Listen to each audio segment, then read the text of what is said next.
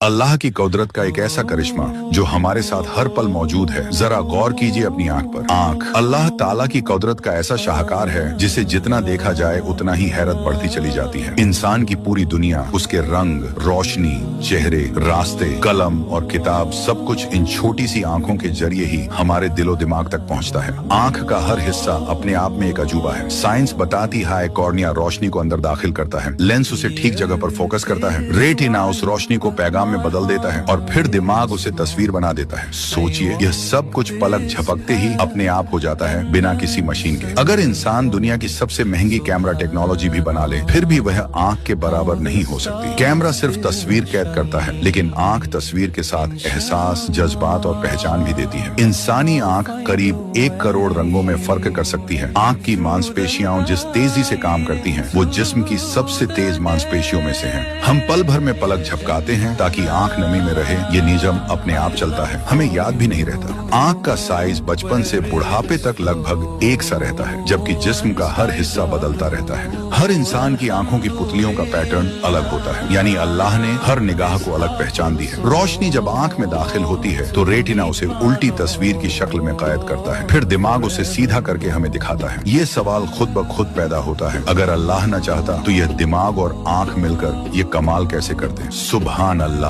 पाक है वो जात जिसने देखने की इतनी बड़ी नेमत इतनी छोटी सी आंख में रख दी। तो फिर सवाल यही है, तुम अपने रब की कौन कौन सी नेमतों को झुठलाओगे? जिस रब ने देखने की रोशनी दी, समझने का दिमाग दिया और इतनी छोटी सी आंख में पूरी कायनात दिखा दी, क्या उसकी किसी नेमत से इनकार किया जा सकता है? दोस्तों, अगर ये वीडियो आपके दिल को छू गया हो तो चैनल को सब्सक्राइब जरूर करें और इस वीडियो को शेयर करना न भूलें।